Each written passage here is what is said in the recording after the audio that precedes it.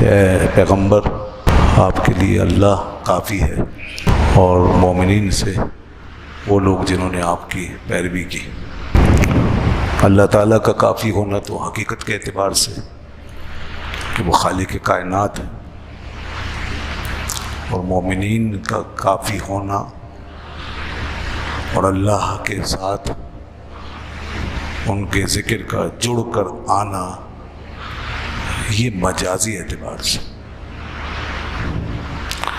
دونوں باتوں کو الگ الگ اعتقاد کے ساتھ سمجھا جائے گا۔ یہ اللہ کا کلام ہے، اگر یہ ہمارا کلام ہوتا یا کسی کا شعر ہوتا یا کوئی نعرہ ہوتا تو بہت سے لوگ اس کو شرک قرار دیتے اور کہتے کہ اللہ جب کافی ہے تو پھر بندے کے ذکر کی کیا ضرورت، اور پھر ہزاروں قسم کے سوالات اٹھاتے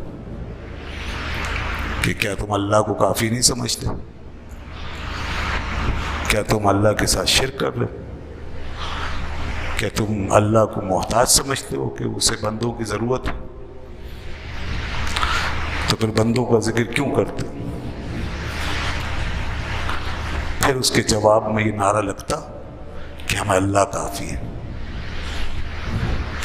مگر اب کوئی بول کے دکھائے۔ اب تو قرآن فرما رہا ہے اے پیغمبر آپ کو اللہ کافی ہے اور وہ مومن جو آپ کی پیروی کرتے ہیں وہ کافی۔ تو کون کہے گا یہ اللہ نے شرک کیا ہے اور اللہ نے بندوں کو اپنے ساتھ شریک کر لیا؟ کون کہے گا؟ کوئی نہیں کہے گا۔ اس لیے قرآن و حدیث کو صحیح سے سمجھنے کی ضرورت ہے، اور مسلمانوں کے معاملات کو بھی صحیح سے سمجھنے کی ضرورت ہے، حسن ظن کے ساتھ، صحیح علم اور صحیح نالج کے ساتھ، اور اس کی تشریح پوچھی جائے کہ اس سے کیا مراد ہے اور اس سے کیا مراد۔ یہ سب واضح ہے، لیکن چونکہ ہم سمجھنا نہیں چاہتے تو اس لیے ہمیشہ یہ کوئی باتیں ہوتی رہتی ہیں۔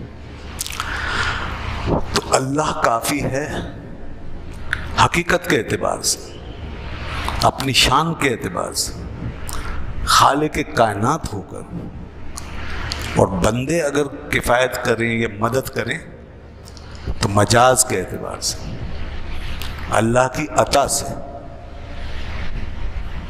اسباب کے طور پر، وسائل کے طور پر جو اللہ نے بنائے ہیں نا، اسباب اور وسائل، اس میں سے ایک سبب اور ایک وسیلہ ہوتے ہیں بندہ۔